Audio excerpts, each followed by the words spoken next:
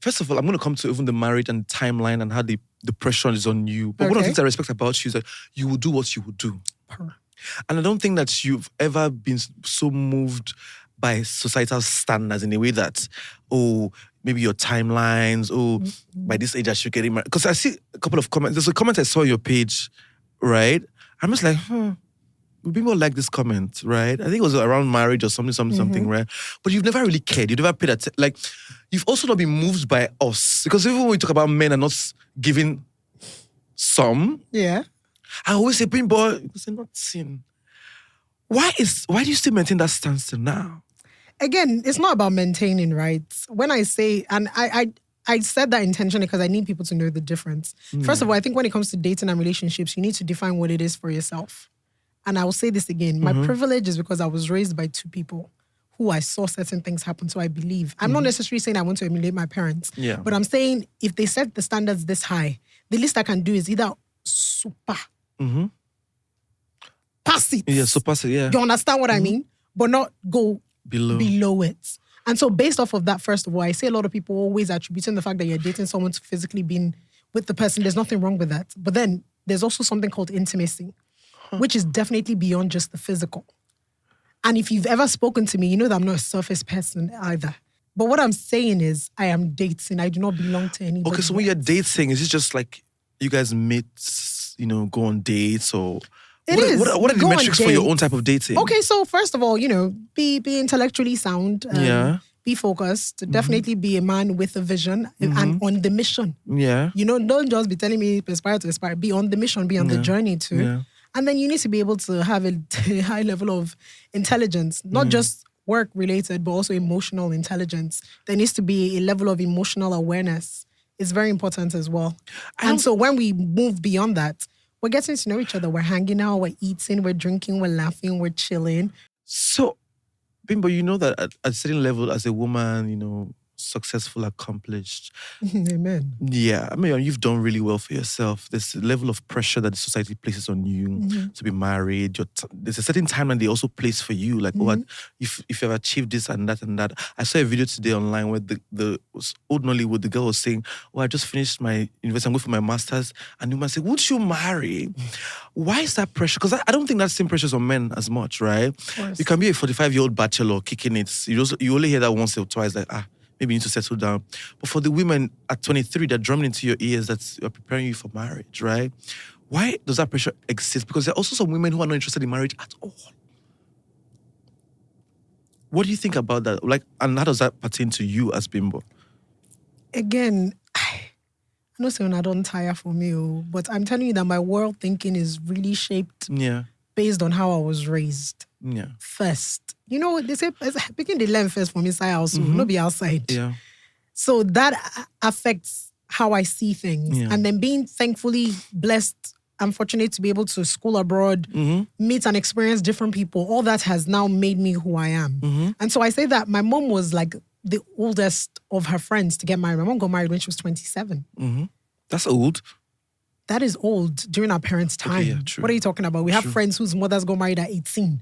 By 20, they don't born 4 children. But not to cut you short, Bimbo. I maintain that women should be allowed to get married when they are ready, because I realize a lot of them, they don't even know who they are. If you go to get married at 18, you don't even know who you are. At 30, I don't still know who I am. How much more? Exactly. Because we're constantly evolving. So I'm saying this because imagine my mom getting married at 27. So as I've gotten older, and even when I was getting older, before now, say for my 20s, I already knew that I've never been that girl that will wake up and be like, by 25, I need to be married, I need to have kids, this is what it is. I've never been that kind of person. I'll be very honest. And thankfully, there's no pressure at home because there's love at home. So I thank God for that. And I needed to say it, do with it as you please. Do with it as you please. So there's no pressure. However, I will tell you this, regardless of how independent you are as a woman, if there are certain desires of your heart, and you communicate it to God, then there are certain longings that you will have. If it's not your desire, if it's not a longing of yours, then you don't care for it. Marriage, and I've said this before countless times, even on my YouTube page, marriage is something that I do desire. Yeah. Because again, I've seen it happen. I'm around people who I see it flourish and I see them flourish in it. So it's something that I do believe in. It's also important to me because again, I do want to have kids. Now imagine at 39, going through in the past 9 years of my life, between brain surgery, when I was in secondary school, I had a lump taken out from my breast. It's just been one thing after the other in terms of health. Yeah. I'm a blessed child because now only me, Jesus love. I've gone through a lot of health challenges. Yeah. And so you get to that point where you're now almost 40. And as much as I don't care what people say, there's sometimes when in the past year, and I'll be very vulnerable on here, I've had to sit down and take a pause and evaluate, right?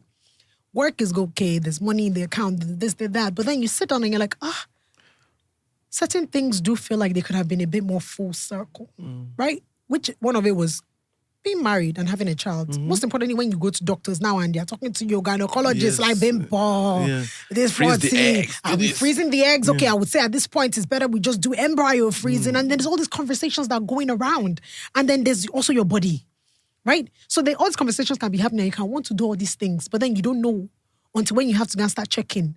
And these are things that women are going through as they're getting older. You start to realize that your body's fighting against you as well. You're not trying to figure it out.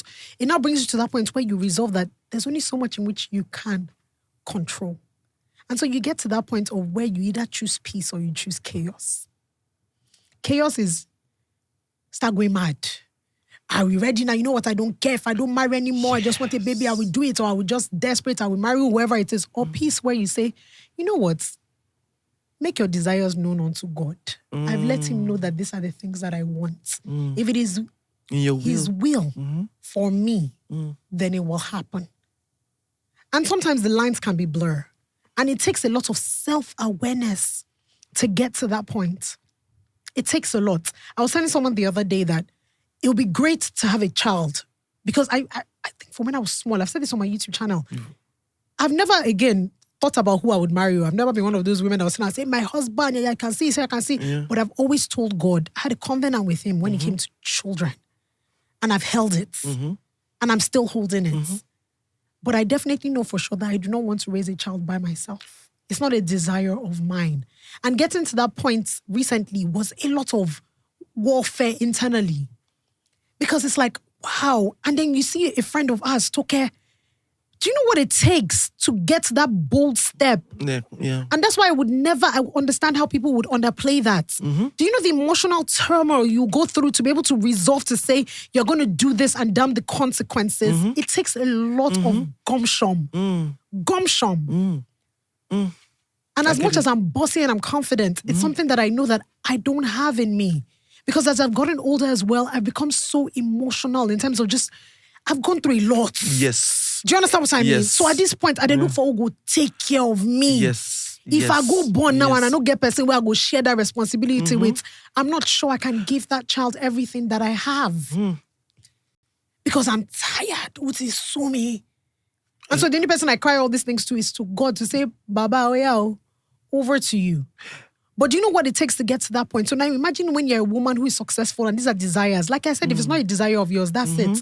But sometimes too, we don't even realize as independent as we are, as self-aware as we are, society does play a role where you're forced and you feel pressured. And then you find women, regardless of whether they're younger or older, running into relationships, into marriages, and doing things and making decisions based off of what will people say.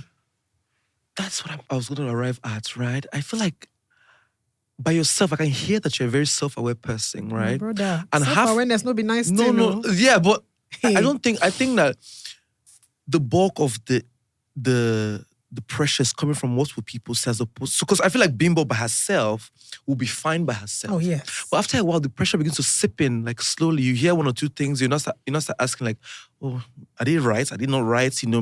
But also, I also hear that you were raised in a family that, understands how to raise a child in love to the point where they're so self-aware, they're so, content with who they are. I'll be contented with who they are, right? But at some point, society will test you. Oh, no, yes.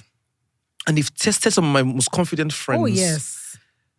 So I hear this thing you're saying. Because will test you. At some point, you're like, you know what? This is what I want. I want to be married to a kind person. I want to be married to a man that can raise my kids with him. He has to be great man and all of that. But after a while, they now begin to hit that clock. I'm like, yep, pressure. That pressure. And you start to put yourself on that. That's why I said you either choose peace or you choose chaos. I'm at peace. How did you find this peace? It took a lot. Like I said, self-awareness is a very painful thing, right? And people think that self-awareness is just coming and realizing everything. It's more about learning who you are and knowing how to regulate your emotions than it is about other people. Because that way, you realize you can't control people. You can't control everything that goes on outside you. You can only control how you react to all these things. It took a lot to be able to get to that point of just coming to terms with it and just like, you know what? And terms is not that it's not going to happen. Yeah. It's that it's just not going to happen when I want it to. And when society tells me that it should. And so you start to sit down with yourself and you start to draw a lot of courage from a lot of people's experiences as well. I keep telling people, I don't think you need to experience things to learn from it. Sometimes you can learn from people's experiences. I'm realizing that even times that we're in now, things are moving backwards. You have women that are aging backwards. Yes. You have 60-year-old women who look amazing. Yes. God is not a man that you should lie. You have women in their late 40s who are conceiving naturally. Yeah. Because what? They've decided to reset themselves, i.e. taking care of themselves more, paying attention to their hormonal changes. So again, there's the part of, it's better if you do it early. Nobody's disputing that. But then there's also the part where if you wait and God says it's time and you move according to his time, and even if it might be later to people, but it's the best time for you, it will still happen. I love your take on this. I just don't like the way society polices men and women differently, right? You know, women are already going through a lot. Like as I said, I have a lot of female friends who you sit with them and they tell you what they're going through. You're wondering, how are you able to hold a career, hold kids, and still be going through all of this? But I'm not saying that we don't go through stuff, right? But even just... the load is not equal. Even just period pain. My friend had period pain. Like, the way she was breathing on the chair and everything. I'm just like, what's the thing in pain? I said, explain it to me. And when she explained it to me, it's a lot. I'm just like, so this is what you go through. Yeah, but let me tell you what it is also. I'm also at that point where there's no point crying about it. Yeah. There's only so much change that you can make, right? Yeah. And so part of it I've learned, just be the change that you want. It's by talking about certain things that you feel comfortable with sharing. However, to expect the world to change overnight is impossible. Sadly, the world was created to be able to accompany men more than women.